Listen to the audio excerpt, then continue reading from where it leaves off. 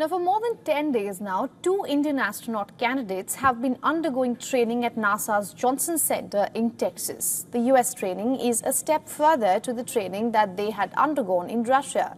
Soon, an Indian astronaut will fly to space on a US-led mission, and this is all in preparation for India's homegrown Gaganyaan astronaut mission. And for more on this, Indian astronauts' US training and the progress of India's Gaganyaan mission, WION's principal correspondent Siddharth MP spoke to ISRO's chief, Dr. S. Somnath. Listen into this exclusive conversation. Here in India, ISRO has successfully launched the sslv D3 rocket and completely, successfully finished the development process. Meanwhile, Indian astronauts are training in the US at NASA's Johnson Center. So 1 week of training there. So how has it been like for our group captains then?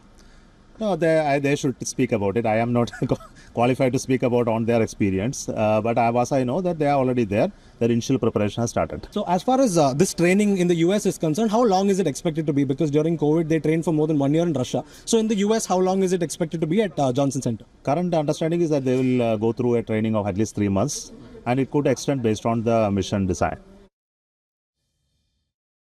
The first unmanned flight of Gaganyaan, you hope to do at least 2 or 3. First one you want to do by year end, right? What will be the core objectives of that mission? And of course, what will be your main target?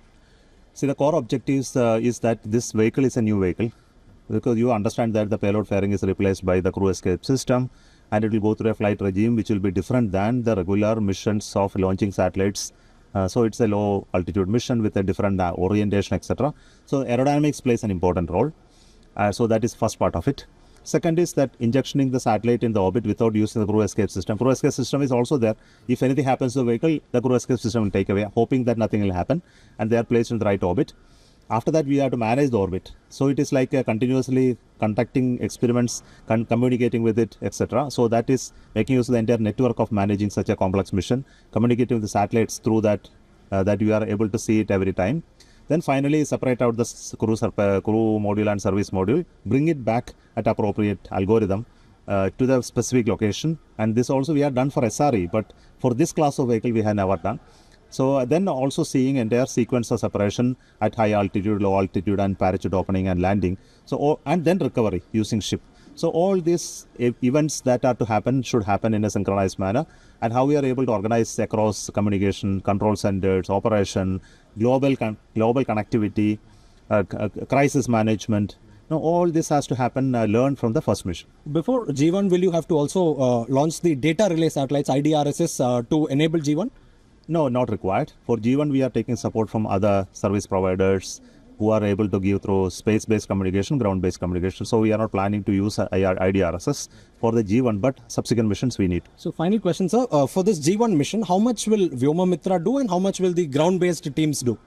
Vyomamitra is only an experimental payload. It is only to make use of the opportunity to measure some aspects of crew being there, the accelerations, the shocks, the environment, and also to do an interactive, because there is some sort of activity that we need to do in terms of communication, etc. So how that is going on.